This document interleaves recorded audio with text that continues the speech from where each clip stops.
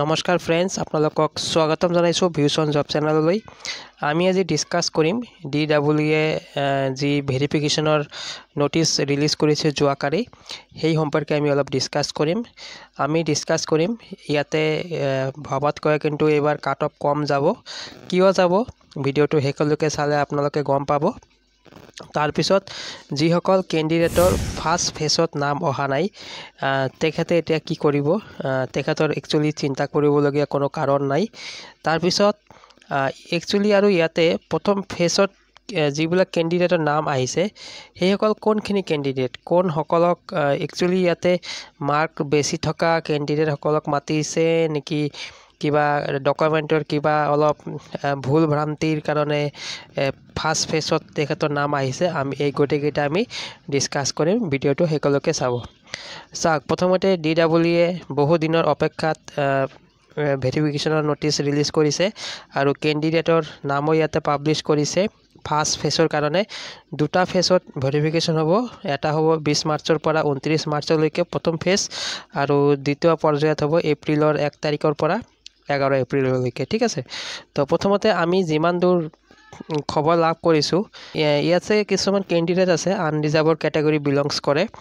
56, 57 থকা কেণ্ডিডেট কেইজনমানৰ নাম আহিছে, ভেৰিফিকেশ্যনত মাতিছে। তো ইয়াৰ পৰা আমি ক'ব পাৰি LPত, ঠিক আছে, LPত 56, 57 থকা আনৰিজাৰ্ভ কেণ্ডিডেটৰো ভেৰিফিকেশ্যনত নাম আহিছে আৰু তেখেতক ভেৰিফিকেশ্যনত মাতিছে। তো ইয়াৰ পৰা আমি এটা অনুমান কৰিব পাৰি যে এইবাৰ কিন্তু কাট অফ নিচেই কম যাব। ঠিক আছে, তাৰপিছত যিবিলাক কেণ্ডিডেটৰ নাম অহা নাই, তেখেতৰ চিন্তা কৰিবলগীয়া কোনো কাৰণ নাই, কিয়নো ইয়াতে সেইসকল কেণ্ডিডেটৰ নাম আহিছে।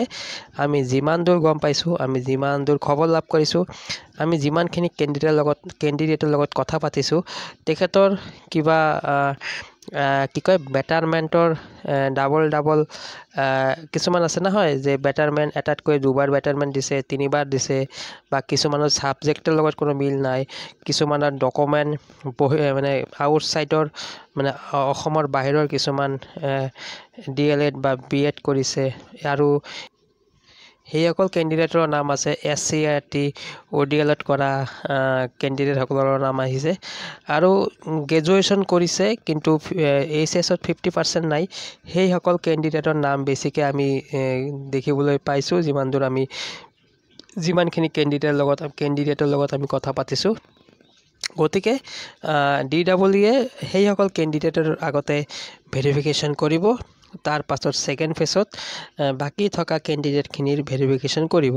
আৰু এনেকুৱাও হ'ব পাৰে, যদি আপোনালোকৰ ডকুমেণ্ট যদি অ'কে থাকে, আপোনালোকৰ ডকুমেণ্ট যদি কোনো ভুল ভ্ৰান্তি নাথাকে, তেনেহ'লে আপোনালোকৰ ভেৰিফিকেশ্যন নহ'বও পাৰে। তাৰ কাৰণে আপোনালোকে চিন্তা কৰিবলগীয়া কোনো কাৰণ নাথাকিব।